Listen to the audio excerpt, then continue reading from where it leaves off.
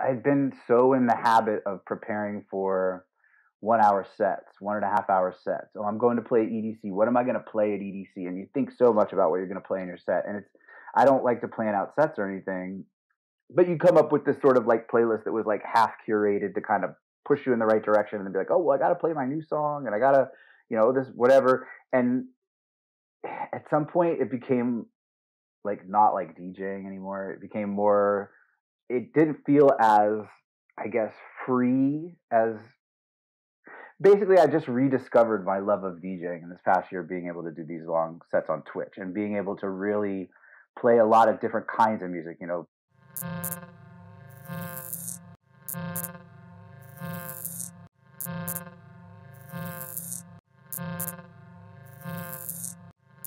Hey, we're back here. What's and I'm joined up? by How you doing?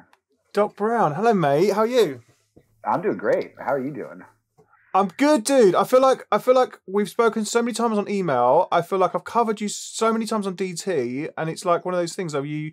It's like now is being at a conference. I like where you see someone and meet them for the first time and kind of go, hey, and like you hug it out and you're like, how you doing? Yeah, I always find it funny, those kind of meetings when you meet someone you've known over email for a really long time and then you hear their voice for the first time sometimes and you're like, well, that's not what I thought your voice sounded like. But yeah, it's good. Good to see you. Good to be here. Thank you for doing this. Thank you for doing this last second as well. Like literally I messaged you yesterday and thanks for jumping on. It's early in the morning for you. Yeah, I mean, you mentioned Twitch and I love to talk about Twitch because Twitch has been pretty awesome for me in the past year and a half or so. So I was happy to jump on and do it for sure. So for the people that don't know who you are in the chat, can you just give us a little kind of full on yourself, and then let's talk about how you got on Twitch and when you started on Twitch and how you've been growing, like go from there basically. Okay, well, so my name's Doc Brown. I'm a DJ producer. I've been into music my whole life. I've been working in the music industry my whole life, but it's only been in the past maybe like 6 or 7 years or so that I've really been doing it professionally in terms of producing and releasing on labels. And then in terms of bigger labels, it's really only been in the past 4 or 5 years that things have really started to progress in that form. So been doing that, been doing DJ producing thing. And then obviously with the pandemic, like everyone else's story, it's basically like, okay, well, I had a bunch of gigs lined up. It was Winter Music Conference and I was going up to New York for an EP release party. And then it was just like, like all gone. Right. Yeah. And when you're a DJ, you don't make money unless you play. So it was kind of like, oh, a real big like moment. Like, what am I going to do? Right. So at first I was actually kind of a little hesitant to get on Twitch. I kind of have a thing where like, I don't want to do what everybody else is doing. But my girlfriend talked me into it. Thank God she did, to be honest with you. But we couldn't get on right away because of everything that was going on. There were big backlogs in being able to get equipment like cameras and things like of that nature. So it took us about 3 or 4 weeks to be able to just get our hands on a camera to be able to do it and do it, halfway decently. So I was probably about 4 or 6 weeks behind the main rush of people that jumped on Twitch right at the beginning. And then we just kind of went from there and built it from there. And it was actually really a lot of fun. I pretty much have done everything on my own. I mean, other than collaborations and stuff like this. So this was like a collaborative project that was nice to do with my girlfriend. We created everything together. We came up with the ideas for everything together. We broadcast the show together. And it's been amazing. The community that's built around it and everything. So, yeah, that's kind of how it went. It was basically just jump right in. I mean, Twitch is one of those things. It's not like you sit down and read a book and then you figure out all these things you're going to do and then you like go do it. You kind of just have to get in and do it and then see what's working and what's not working and just kind of like find your way. Kind of like that. That's the way that it was very like kind of cut your teeth kind of social media platform. So you had Winter Music Conference. I'm just going to jump back. You had Winter Music, like we obviously pandemic hit March. You had Winter Music Conference, which must have been packed. It must have been a packed week for you. Yeah, and then following that, some things too. I mean, I think we're kind of keeping an eye on it. International travel had shut down, and then it was like, well, are we still going to be able to have the parties locally here? I don't know. Maybe we need to change up the lineup so this person's not going to be able to come. And then when it was finally like, no, really nothing is going to happen, I'm sure for every artist it was the same, but for me, you have 5, 6, 7, whatever, 8 gigs lined up in the coming however long it is, and then it's just all gone. So it's kind of real reality check there in terms of you know business model. But yeah, so, and like I told you right before we hopped on, I would say Twitch literally saved my life over this pandemic in terms of being able to not only just keep working on music, be able to share that music with people in a community that wanted to hear it, but also create revenue and be able to, buy groceries and pay my rent and, all those kinds of things that are important. So tell me so you started streaming, say, let's say, you say 6 weeks, so like April, May last year. I think it was I think I got on at the beginning of June, I think was probably the first was the stream. My girlfriend and I kind of tried to plan it out and figure out what we're going to do. We looked at who was streaming on what days, what might be a good day to do it. She had picked up some work from home work. So we built it a little bit around her schedule and then what we thought was going on with Twitch, and we settled on Sunday as the day. And I was going to do a 3-hour show. I was going to come on at noon. I was going to be off at 3. And we turned the camera on the first day, and it got to be 3. And we were having so much fun. We're like, okay, well, let's just keep going. And let's just keep it going. And let's just keep it going. And people were still watching, and people were still having fun. And it was, we had been in our house, and we had FaceTimed with people, and we had been watching Twitch. So there was a little bit of socialization going on, but this was whoa, we're really being social right now. There's people that are watching this. We're communicating. Everyone's having fun. So we didn't want to shut it off. I ended up playing for a little over 12 hours on the first day. And then, wicked. Yeah. Well, so that turned into a thing. So the second week we turned it on, and then a similar thing happened, and we just didn't want to turn it off. And so we did it again. And so basically for the first year of the show, so from June until, basically I celebrated the 1-year anniversary of the show about 6 weeks ago or 8 weeks ago or something like that. Up until the 1-year anniversary, I did 12 hours every Sunday. That's what I did. And that was my Twitch schedule. Mental. It was, what? It was. But it was also a lot of fun. And one of the things that I've found about Twitch is the longer that you stream for, the easier it is to build your audience. When you do an hour or when you do 2 hours, you kind of get the momentum going, and then right around when you get your peak momentum, you're shutting it down. So we did the longer shows, and it was really good. It was really good. It was really good for me as a DJ, to be honest with you. Just I've been so in the habit of preparing for 1-hour sets, 1.5-hour sets. Oh, I'm going to play EDC. What am I going to play at EDC? And you think so much about what you're going to play in your set. And I don't like to plan out sets or anything, but you come up with this sort of playlist that was half curated to kind of push you in the right direction, and then be like, oh, well, I got to play my new song, and I got to, this, whatever. And at some point it became not like DJing anymore. It became more, it didn't feel as, I guess, free as, basically I just rediscovered my love of DJing in this past year, being able to do these long sets on Twitch and being able to really play a lot of different kinds of music, be able to play deep melodic stuff, and be able to play harder techno stuff, and be able to play, groovy, minimal tech house type stuff, and be able, and then just over the course of time being able to just go everywhere. And that's not something that I think very many DJs are afforded the opportunity to do these days in any sets ever,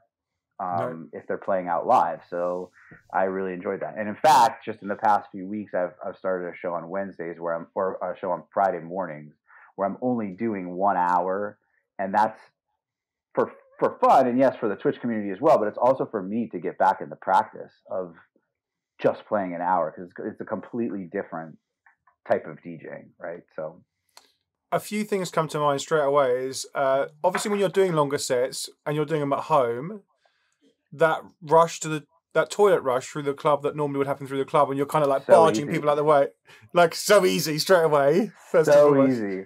Yeah. I'm a pretty quick mixer. I move through tracks pretty quickly, and so I can just throw on an extended mix. And my studio is a converted garage. It's like a second bedroom converted garage thing, and there's a bathroom that's literally right up the stairs right behind it, and it's like whoop whoop and back and like whatever, and you know, like I said, I do this show with my girlfriend, and so she man, what my studio has turned into is crazy now, because we got, you know, video monitors where I can watch what's going on. She's got a controller, because we have par lights where she can do the lights like a DMX controller. And then I have an MPK Mini that I got set up to basically trigger all the different sort of like things that could happen on screen, because we went with kind of like a visual aesthetic where, well, when we started, it was fun, right? It was like, okay, well, we're going to do a shot. Okay, well, we should have something that like says shots on the screen when we do a shot, right?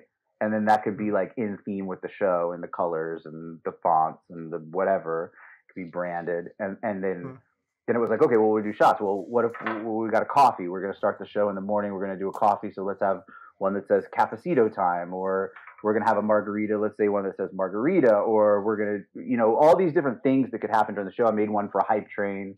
That's a train that goes on the screen, and you know, I plug sound effects into my F1 controller that I can trigger audio sound effects for the train, and you know, whatever. We just sort of like built it in that way. So she's over there doing all that, and so she can kind of like switch to an overhead cam or put on some sort of visual, and I can whoop, run away and whoop, run back, and then yeah. That's cool.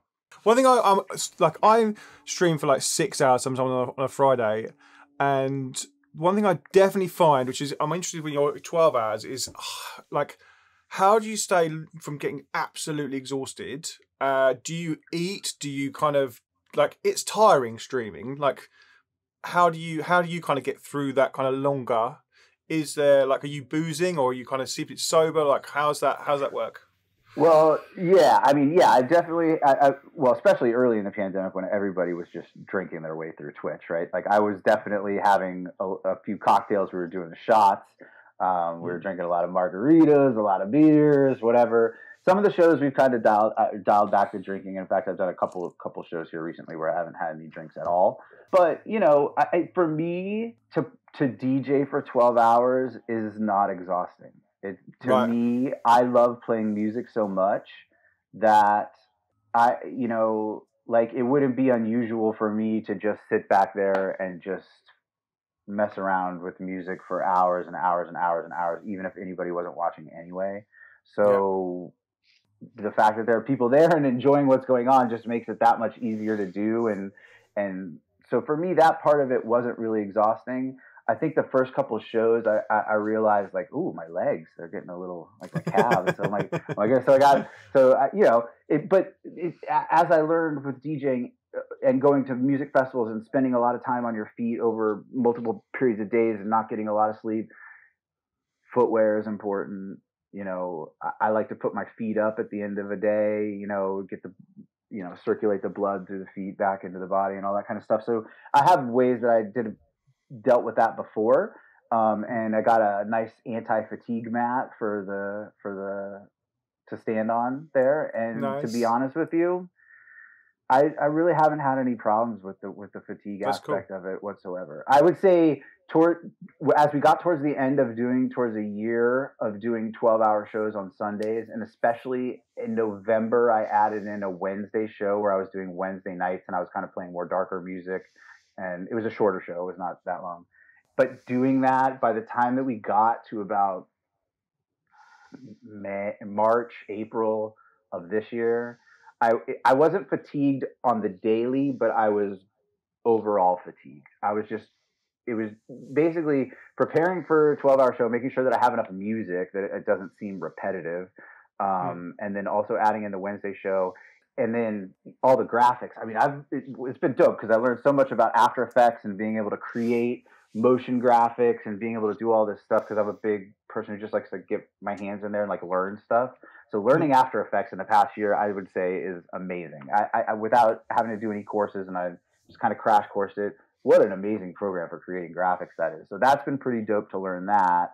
But what was happening is everything, all of my time, all of a sudden, was just devoted to the show, and what was falling on the back burner and wasn't getting completed as much was just producing tracks and just doing the normal stuff that a producer should be doing. So that's why I decided we're going to take it through 1 year and do the 12 hours just to say, we did it a year, 12-hour shows or whatever, and then we dial it back. So now my Sunday show is only a 5-hour show. It runs from 3 to 8. Yep. And I've found in the past, we've been doing that for about 6 or 8 weeks now. And my balance of time with producing versus doing the show and all that kind of stuff is just so much better. It's just a different life now than it was a year ago. I mean, a year ago, there was literally nothing to do, and now there's so many more things to do. I mean, so your time just gets fractured. But yeah, I mean, it was a wild year, that's for sure. Awesome. It was amazing. I mean, honestly, Twitch as a platform is unbelievable. I mean, you look at other social media platforms where it's basically like you're giving them content so that they can make money off you paying them to get your content to other people, or like whatever it is. Like Twitch just blew me away because the tools that they have in place to help you build your channel and your community, they're all geared towards helping you do that, as opposed to like some of the other social media channels. It feels like you're like fighting to get the exposure, and Twitch is like accelerating your exposure, which I thought was just super dope. And the analytics and everything, it gives you a real key into being able to help build your channel and build your audience. Yeah, I think I love that fact, that those facts as well. Like, it's obviously, like, first and foremost, from a live point of view, it's literally the only purpose-built live platform. Everyone else has kind of bolted it on as an add-on to their or existing platform. So from a live place, it's literally one of the only places to go, Yeah, and I found early on, I felt like it lended itself really well to club music because, I mean, I do underground club music. I guess it's kind of different for everybody. I mean, I guess you go to a bass show, it's a little bit different. But for me, underground music, you go to a club, you usually go to a club for an extended period of time. You go see a DJ, but it's not like when you go to like a rock concert, or if you went to like a bass show or something like that, where everyone is like focused on what's going on. Okay, now the song is over. Okay, now we cheer, and now we talk to our friends about how the song was good. Oh, another song's starting. Let's just focus. It's just a real sprawl thing where sometimes you're listening to music and you're like, yeah. Sometimes you're talking to your friend about some funny story that happened on Wednesday night or the last weekend at the club or whatever. And Twitch was able to sort of capture that because you have what's going on the live stream, but then you also have the chat. And the thing is sometimes you can be playing music, right? And sometimes the chat is like, oh, this track is banging. What is this? I need an ID. And some of the times they're talking about something that is just ridiculously random, right? And that's exactly like what it would be like at the club, right? So I found that it sort of mimicked that in a digital environment pretty well. And that social aspect of being in the chat I think is key to getting people, especially coming back to your channel when you build your community, because they look forward to seeing those people in the chat. They look forward to chatting with them. They find them to be humorous, and they become friends. Oh, people from Serbia and Los Angeles and Australia and New Zealand and Japan and wherever people are tuning in from at different times, right? Somebody might be tuning in at like 3 a.m. from someplace, and might be 8 a.m. someplace. Someone's going for their morning run. Someone's been out all night and is about ready to pass out. But if people have things in common and whatever, they can become friends. And I know many people that through my channel have become friends, hung out in real life since then. And I think that's just amazing, to be honest with you. It's all about community. Yes, I agree. Let's just have a look at what's going on in the chat quickly. You brought a load of your crew. Laura Miami, hello.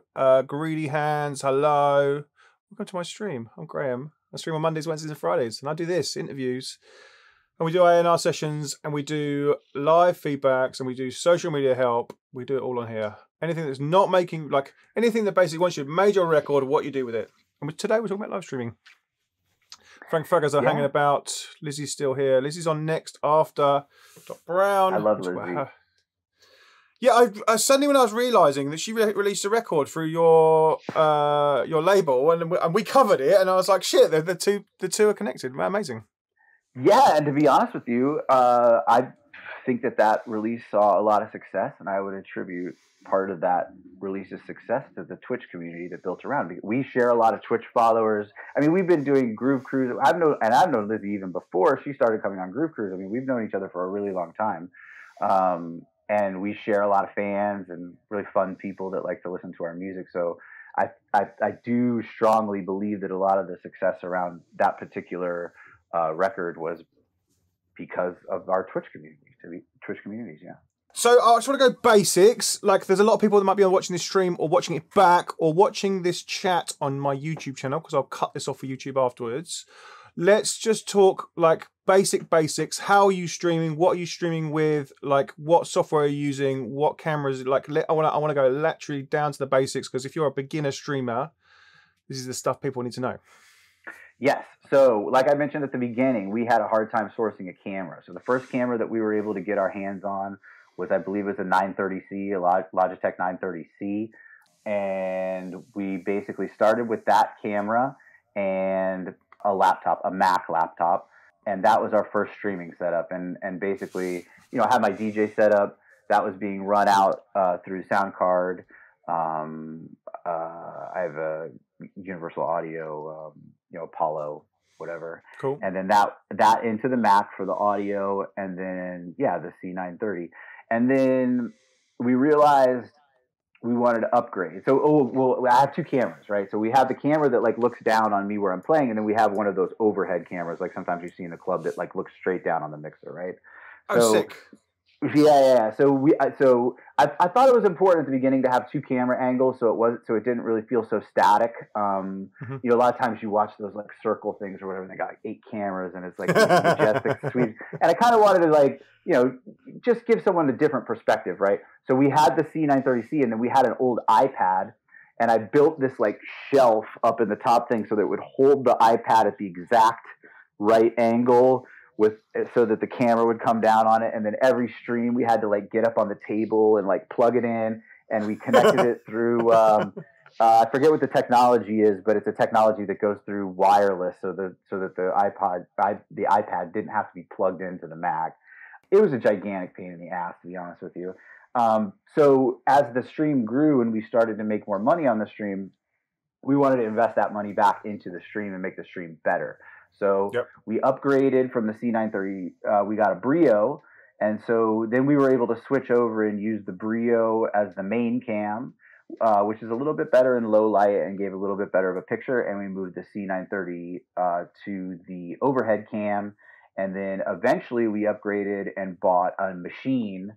We bought a gaming laptop, like a gaming PC, because I realized the more stuff that we were adding into the show, like I said before, we were doing the graphics and the After Effects and all that kind of stuff, really started to become a strain on the Mac to be able to do all the video processing, because Macs don't have dedicated GPU cards. So I've learned a lot about this in the past year or whatever. So we did our research on what type of graphics cards we would need. I talked to some people that did this pretty regularly and advised me on what I might need. And we went out and we bought a laptop with NVIDIA graphics processing and all that kind of stuff. And now that's our streaming machine.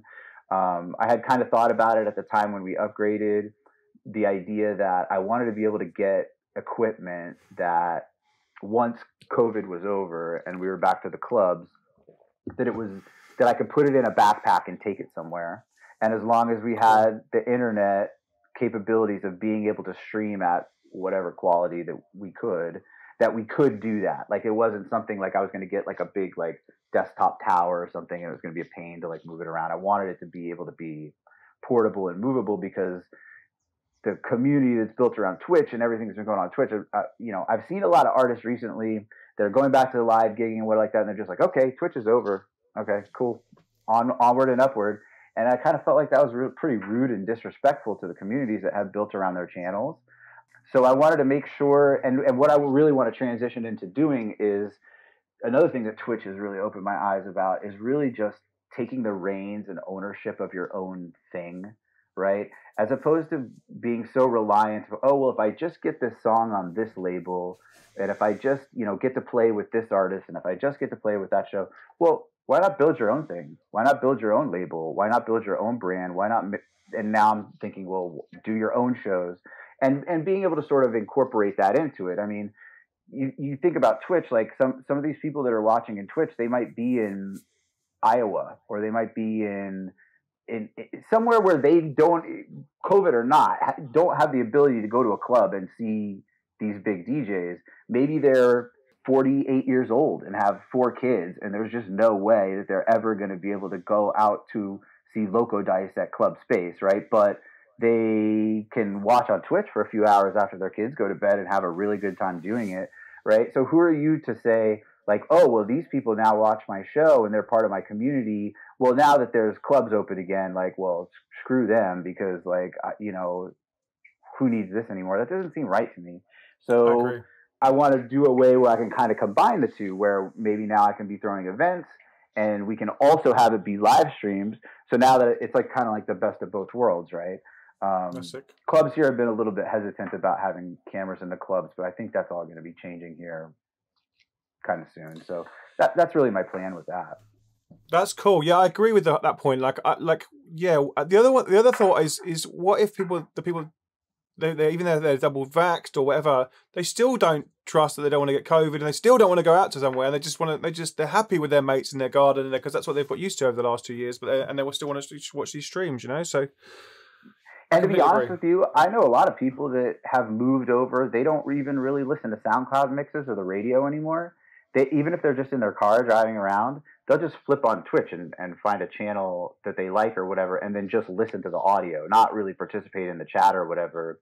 But there's something about that element of it being 100% live that I feel like is appealing, at least to some people.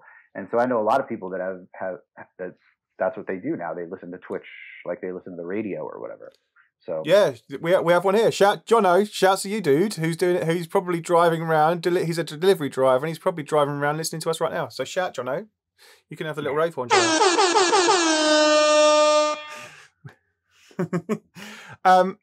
That's cool. Well, yeah, I like that you're going to take your streaming stuff out. That's wicked. Are you enjoying this interview? If you are, consider subscribing to us on YouTube. And if you want to watch them live, come and join us on Twitch. The link's below, twitch.tv/Graham Farmer. We have live interviews, A&R sessions, demo listening sessions. We get labels into signing records. Come and join us on Twitch. It's good fun. Let's jump back into the interview, though. Let's go. Talk to me about... so when you obviously went first live, one thing I find with Twitch is you have to sort of send a lot of audience to it. How are you doing that, and how are you best finding to do that? Did you have a database? Did you have stuff you've built up before? Is it just from Instagram, Facebook? What's been working for you? Yeah, so when we started, I to be honest with you, I didn't really know where to start. I mean, it was basically that. It was me posting on Facebook or Instagram or Twitter, or just like texting friends and being like, "Hey, we're gonna do this thing. You should like jump in. You should check it out or whatever."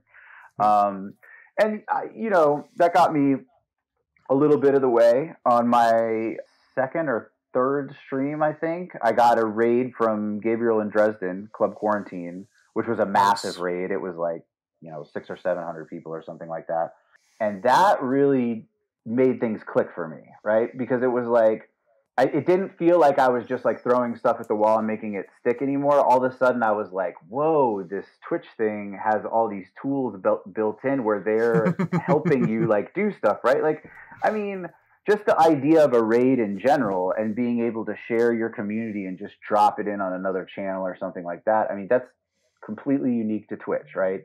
You can't just go on Facebook and just give whatever, just dump all your Facebook followers onto like somebody else for a little while or whatever. So that was really cool.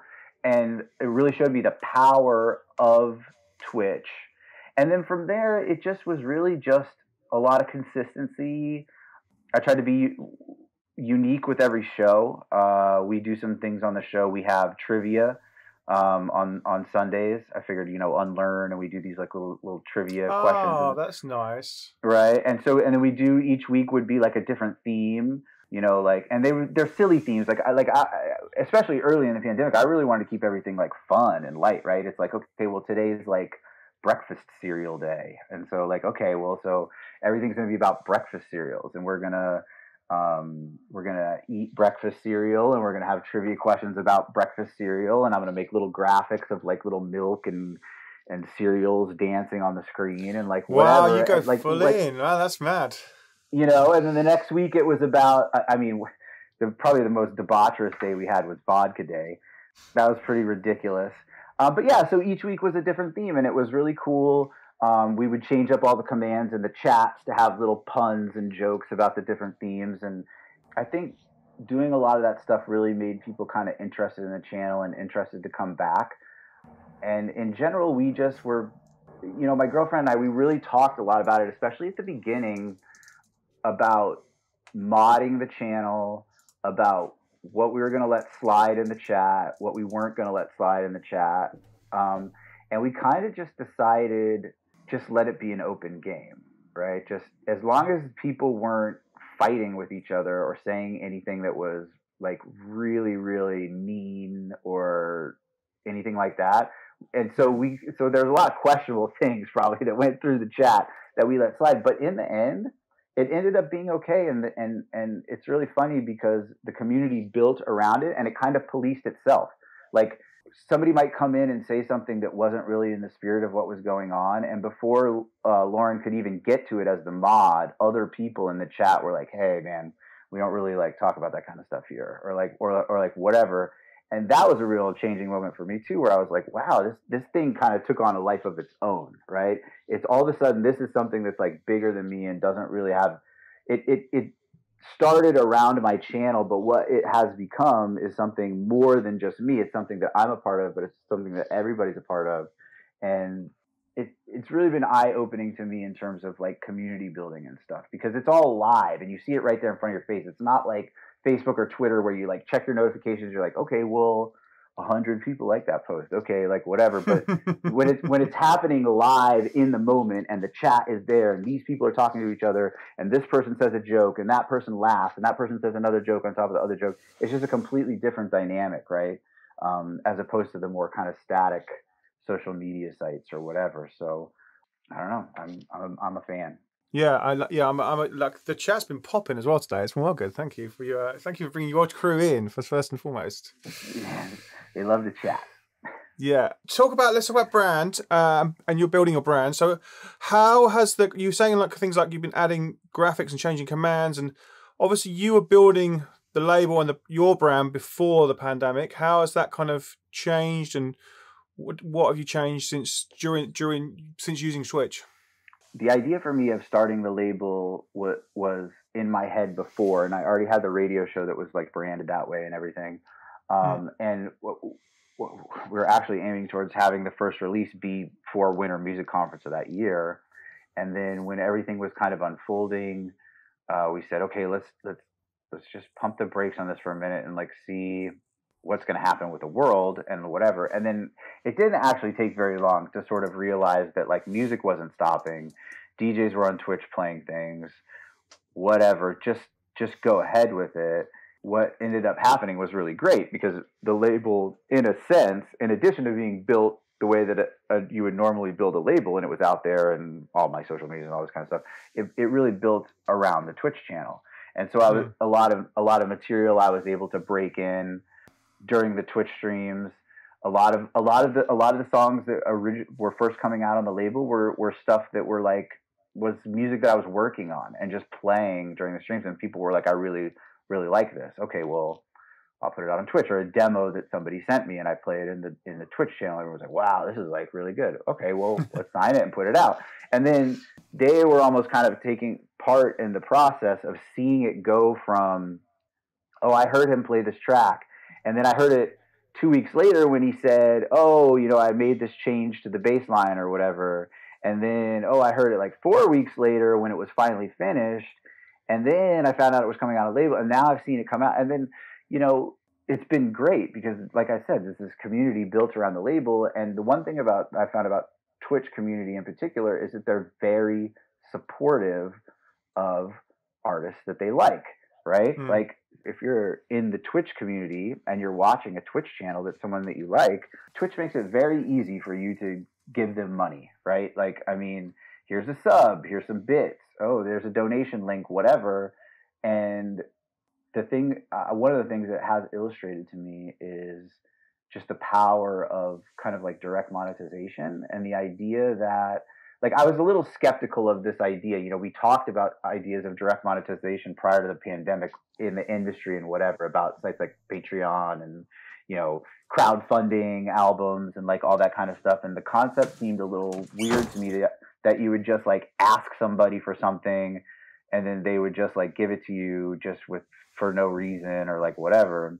But the truth is, and it's, you know, I feel the same way about artists and stuff that I really enjoy, is like, if I go to like a free concert of someone and I really enjoy the music and they pass the hat at the end, like, why would I'm going to put money in there, right? Like, I enjoyed like whatever. So Twitch is kind of like that in that regard, where fans can be like, I really like what this person is doing. I mean, what's $5 a month? I mean, it's nothing, right? But if you get hundreds of people giving you $5 a month, it adds up really quickly, right? So this idea of sort of crowdsourcing, crowdfunding, direct monetization, just the way that the music industry is set up for you as an artist to get paid, right? It's just really long route about getting money back to you, right? Like, I'm going to sign a track to a label, and then they're going to give it to a distributor, and then they're going to put it in a shop, and then people are going to buy it, and then they're going to give the money back to the distributor, and the distributor is going to give the money back to the label, and then the thing's going to come back to you.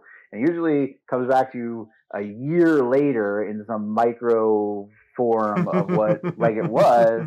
And I think fans understand that. I think they understand that, and I think they know that if they buy merch off of your site, or if they give you a donation, or if they subscribe to you on Twitch, that's money that goes right in your pocket, and they're not paying a bunch of people that they don't really care about for something, when the person that they really care about and they want to support is the artist. Like, they don't, I mean, some people care about labels, but I don't think anybody is like, oh man, I really hope the distributor gets their cut on this release or whatever. Like, nobody really cares, you know. So I'm really a big fan of label works. I hope they, you know, or like whatever, you know. I mean, they are essential, and I love label works. Shout out. Yeah, me too. Me too. I was just thinking. Imagine an artist live stream, like building an audience on Twitch, and then building their subs on Twitch, but also then releasing their music via Bandcamp, and it's just kind of it's all just going back to them, and kind of not needing to go anywhere else apart from two places, basically. Yeah, I mean, there's the spider web effect, right? Like if you're an artist, or let's say I release on another label somewhere, I'm tapping into their label network, and in a way they're tapping into my artist network. So there is a lot of cross-pollination with those types of things and whatever. And if you do it yourself, you do get to put all the money in your pocket, but you're also ultimately responsible for every single person that's drawn to what it is that you're doing, right? So yes, you're getting all the money, but every single person that's coming to your Bandcamp page and buying that thing, it's because they heard about it from you, most likely, right? So there's a little there's give and take there. So, but yeah, Twitch is great in that way, that allows you to take the direct control and ownership of everything. Are you doing anything externally to a growing community? Like, are you jumping into other people's streams? Are you kind of, obviously you're doing things like this, but are you doing anything else that's kind of helping you grow your followers, your subscribers? Yeah, well, so in addition to having the Discord, I've been, like, a lot of times I do guest slots on other people's channels. I think is a big one. I do like to hop in the chats of other Twitches when I can. I find my schedule to be very busy, and I think it was Danny Days or something said it. He's DJ here from Miami, but he said something along the lines of like, never trust a music producer that's asking for Netflix recommendations. Basically, the idea, if you have free time to be asking for Netflix recommendations, you're not spending as much time as you should be producing music, right? So I try to hop in other Twitch chats, but I also really try to spend a lot of my time in my own headspace producing music when I'm not on Twitch. So, you know, doing those guest spots on other channels and stuff, I find is good. Did one on Dirty Bird and some of the other channels and stuff like that. So that's been pretty cool. One thing on the Netflix thing is though, it's nice to have a rest and rest your ears and rest. Like, so Netflix things are cool sometimes. Rest. Yeah. Rest is important. Yeah, I'd rather just sit on a beach somewhere, I think, than watch. However, TV, it works for you, though. Yeah, however it works. Talk to me about raid trains, because this is something I don't know anything about. How do you get on them? How do you have you started ones yourself? Like, how does it work? So I have not started a raid train party that's my personal raid train party, but I've been part of quite a few. And I think that those are great community building tools, to be honest with you. Everyone that I've been a part of, I've just been reached out and asked if I would do it. And I think, I don't think I've ever said no to anyone, to be honest with you. But as well as schedule permitting or whatever. But those are great ways to build communities, because you're basically saying, like, if anyone's not familiar with the function of how it works, if you're not familiar with Twitch at all, the idea of a raid, like I was saying before, Gabriel and Dresden, is when the show is over. Twitch is weird, right? Because, like, unlike every other social media platform, if you put a post up and you leave it there, it's there for people to see whenever they get to the platform. But if people get to Twitch after you're done streaming, they can't really take part in your live stream. They can watch the replay, but they can't really be in the chat, like whatever. So it's either on or it's off. And when it's off, it's off. So, and that's one of the reasons why Discord is in place or whatever. But anyway, so you basically, when you're done with your thing and you're about to go switch it off, you can take all of the people that are watching you and you can say, let's move all these people over to, let's say, oh, Lizzie's streaming right now. Let's move everyone into Lizzie's channel. I have, 50, 75, 100 people watching me or whatever. Let's dump all those people into her channel. So she's playing, and then all of a sudden it's like, oh, Doc Brown DJ is raided with a party of X people or whatever. And now she's got more people watching her channel. So that's, in general, is just the idea of a raid for those of you guys who don't know. But the idea of a raid train, which is great about community building, is you get like 10 DJs, sometimes 15 DJs together. I mean, depending on how long they go for. And everyone plays for a while, and then they just continuously, like a waterfall, dump the people into the next channel of the next person that's on the lineup. So as opposed to doing something like a festival where you're watching like the Dirty Bird channel and they have like 15 artists and it's a Dirty Bird festival or whatever, this is 15 artists as a festival, except it's moving from channel to channel, right? And the benefit of that as an artist is, number one, you get to play on your channel so that you're building your own brand as opposed to playing on the channel which someone else's brand. And then number two, that you're getting all these people influx into your channel right away when you start streaming, which, number one, is good for your stats, and number two, it exposes you to a lot of new people. So you could have fans that maybe that really love this one Twitch streamer, and then you end up on a raid train with them, and they have a bunch of their community gets dumped into your channel, and they go, oh, well, I really like you too, or whatever, follow, subscribe, whatever. And now you're building your community and getting more people involved in your channel, and in the community that's in your channel. So those are hugely beneficial, the raid trains, I feel like, to helping build community and sort of like that, kind of like that spider web effect that I was talking about with labels and stuff like that, but with different Twitch communities. That's cool. That's very cool. I've had to put a big raid sign on my wall in front of my camera just so that I don't forget. I'm kind of getting into the habit of doing it at the end of every stream now. I'm just trying to find someone that's like, I was trying to look to see if there's someone that's the same sort of size as the amount of people I've got, because I'm like, I'm basically just going to double the amount of people, which is quite a cool thing to do, Yeah. So what's funny is the first two streams I didn't raid anybody at the end because I didn't really know that much about it, and I thought it was kind of weird or like whatever. And then after that Gabriel and Dresden raid, I was like, well, we have to raid. It's almost like it'd be almost foolish not to, right? There's this tool here because what happens if not? Then you stop streaming, and then you just have all these people that are just sitting in your chat. They're going to go find their own way somewhere else. But if you move them on, it's funny. They'll just keep the conversation going that was in your chat and the new chat and like whatever. So now I every time the show's over, I make sure that we have a raid suggestion. And then I'm basically looking for either someone who's in my network that I want to dump people onto, someone that I might be looking to network with, maybe someone who owns a label that I'm interested in sending demos to. Maybe if I have a ton of people watching, maybe I want to like raid into one of the bigger channels and be like, oh, hey, look at me coming in with my like big party of like whoever to kind of like, just kind of like be like, hey, oh, there's people that pay attention to me. So they kind of like notice that. Or sometimes I like to look for people that have like three people watching them, but are playing some like banging music, right? And just introduce people to somebody who honestly deserves to have more people watching them than just three people. So That's nice. And I like to mix it up, right? Always keep it like not try to do the same thing over and over again, not try to raid the same channels over and over again, not try to raid the same types of channels over and over. It's kind of like keep it fresh and mix it up, you know. That's my raid strategy anyway. Jono in my chat asked, can you ask him how he sees the future of live streaming when everyone goes back to normal in terms of live DJ sets? Well, I'll be honest with you. Obviously, you see the marriage of technology and music just continuing to just meld and form and move forward into the future or whatever. I mean, we have cameras everywhere these days, right? You have cameras in everywhere you go. Everything is recorded. Everything is able to be viewed on video at some time of a later date. I can't imagine why clubs would be any different.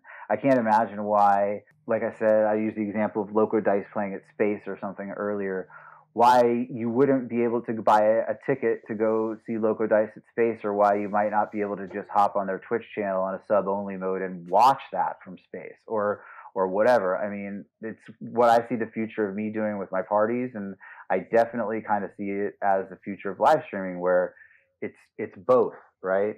We saw all these mega festivals do virtual versions of their events in the past year, and I just don't see any reason why it can't be both. It just makes sense from a financial perspective.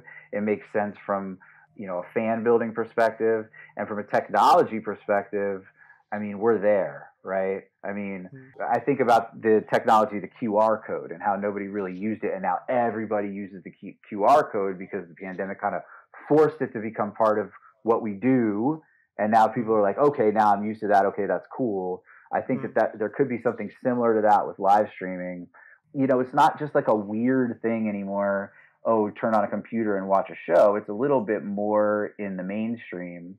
And so, yeah, I definitely see a combo of that type of stuff in the future. I mean, that's the way that I see it. I think that's the future anyway.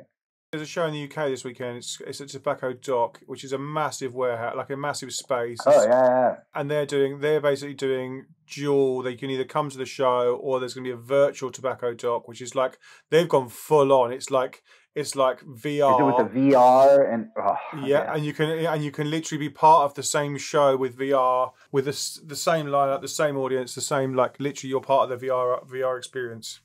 That's crazy. A friend of mine bought the VR experience for Burning Man, and I watched some of it. It's pretty wild. I mean, you know, like, you're far away from the stage and the music is soft, and as you like get closer to the stage, the like music gets louder, and then there's like more other virtual people that are like, it's just, the whole thing is kind of a trip. I mean, it's definitely a trip for me. I'm still getting my head around the VR thing, but like I said, I mean, the technology is there, and I don't see any reason why the two things can't be combined into one thing. I mean, you're basically expanding the market that's available to listen to your stuff.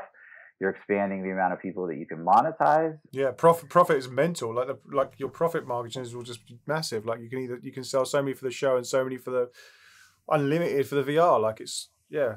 And I mean, as long as you have it factored in and you figure out the cost of putting on this particular production in the virtual world is either being absorbed by what we're already making on the live event, or you know that if at least or whatever that it's going to maybe break even or something with your ticket sales, you know that you can add that as an add-on. Because with the digital stuff, it's just like with any kind of digital content. Once you made it, your costs are out there, and then you're having an unlimited amount of time or whatever to be able to make the money back on that. So, and then once you have the virtual digital stuff, once the show is over, you can like, you know, that stuff is still there. That's still content that you can use and monetize and even sell after the fact, or watch the replay for $5 or whatever it is, you know?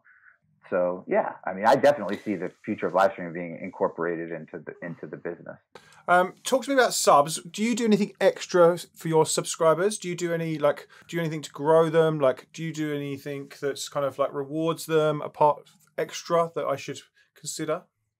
I don't really do anything extra for the subs other than what you get in from Twitch itself, which Mm-hmm. is the emotes and the badges and all that kind of stuff.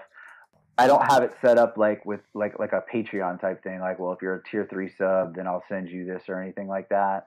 And I found, to be honest with you, and I don't know if this is at least in my channel, is that regular watchers, they just kind of want to be subbed anyway because they feel like they're supporting you. And then gift gift subs is kind of like a way, like I get a lot of gift subs in hype trains and all that other kind of stuff, and I feel like it's because of the community is wanting to share that community with other people, and it's almost a way of like donating, but in a way of also trying to help build the community. I mean, when I look at my subs, a good portion of them are gifted subs, which doesn't necessarily mean they're people that are 100% interested in the channel or something, but they were gifted by someone who was in the channel. I don't do anything specific for my subs that if you're not a sub that you can't get. So particularly in my channel, if someone's subbed to my channel or they're gifting subs, it's because they enjoy the content, they like the channel. That's just the kind of the way that I do that. I do have a little kind of I utilize it a little bit less now than I did, but during the pandemic, I was doing some things where I have a command in the chat that's like a whisper me command, and I don't know if you know, but in Stream, I think I'm using Stream Elements for my chat bot.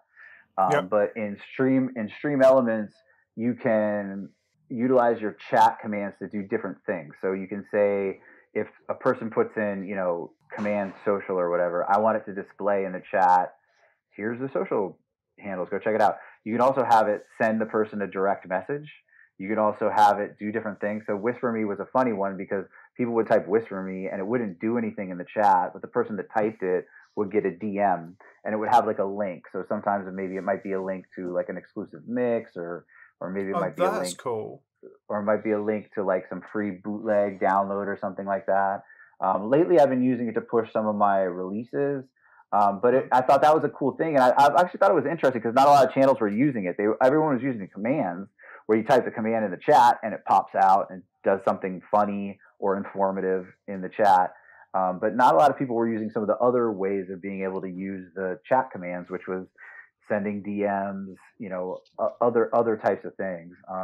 Yeah, it's cool, That's really cool. I like that. I like that little nugget. That was a little bit of gold there for us all.